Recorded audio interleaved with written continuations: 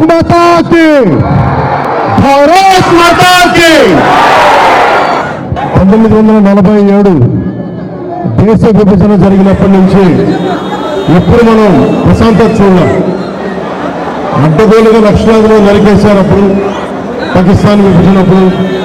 ఆ రోజు నుంచి ఈ రోజు దాకా ఏదో ఒక సందర్భంలో వాళ్ళ దేశాన్ని పాకిస్తాన్ని వాళ్ళు ఏలుకోలేక బలపడుతున్న మన దేశం, అభివృద్ధి చెందుతున్న మన దేశం ఎలాగైనా సరే దీన్ని వెనక్కి నెట్టాలి, అభివృద్ధిని ఆపాలి అనే ప్రయత్నాలు పాకిస్తానీ కొన్ని దశాబ్దాలుగా చూస్తున్నాం. ముఖ్యంగా ముంబైలో 26/11 అప్పుడు తాజ్మహల్లో హోటల్ పైన కసబ్ లాంటి తీవ్రవాదులు 72 గంటల పాటు ఏ స్థాయి దాడులు చేశారో మీకు తెలుసు.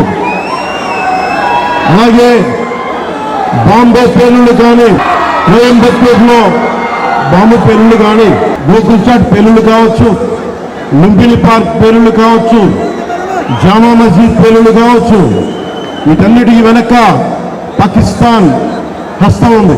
మనం ఈ రోజున విజయవాడలో కూర్చొని, ఆంధ్రప్రదేశ్లో కూర్చొని మనం ఇట్లా తిరగలుగుతున్నామంటే జమ్మూ కాశ్మీర్లో కానీ, హర్యానాలో కానీ, రాజస్థాన్లో కానీ, సరిహద్దు రాష్ట్రాలు ఏమైనా సరే ఇంత ప్రశాంతత ఉండదు.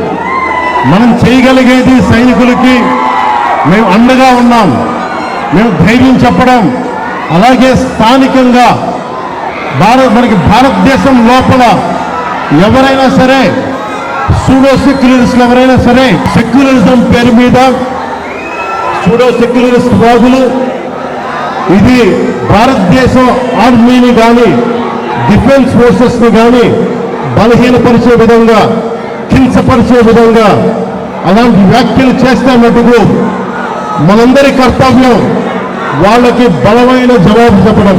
వాళ్ళు ఏ స్థాయి వ్యక్తులైనా కావచ్చు. ఇది మనందరం చాలా బలంగా నిర్ణయం తీసుకోవాలి, నిలబడాలి మన వాళ్ళ కోసం.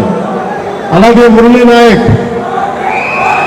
23 ఏళ్ళ కుర్రవాడు మురళీ నాయక్ దేశం కోసం సినిమాలు చూడాల, సినిమాలు చండిని చెప్పలా, భారత్ మాతాకి చేయి చెప్పాడు.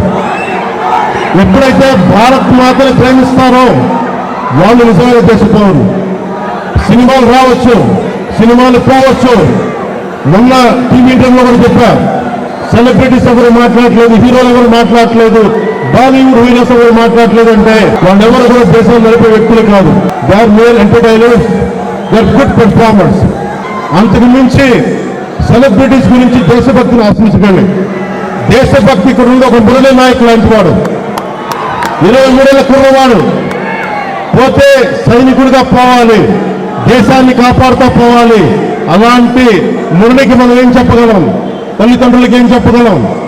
ఒకటి దేశం కోసం ప్రాణాలు వడ్డేసి వెళ్ళిపోయిన మురళీ నాయక్ ఆత్మకి శాంతి కలగాలని కోరుకుంటూ నిరంతరం మన గౌరవ ప్రధాని శ్రీ నరేంద్ర మోదీ గారికి ఎల్లప్పుడూ వెన్నంటే ఉంటాం, అండగా ఉంటాం అని తెలియజేసుకుంటూ పాకిస్తాన్కి మనందరం మన భాషల్లో అన్నిట్లో ఒకటే చెప్పాలి, మీరు మా దేశం లోపలికి వచ్చి కొడితే మేము మీ ఇళ్లలోకి దూరొచ్చి కొడతాము. అదొకటి అదే సమాధానం వాళ్ళకి.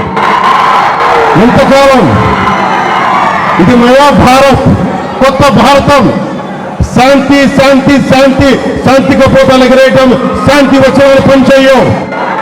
సహనం సహనం సహనం, సహనంతో చేతులు కట్టేశారు.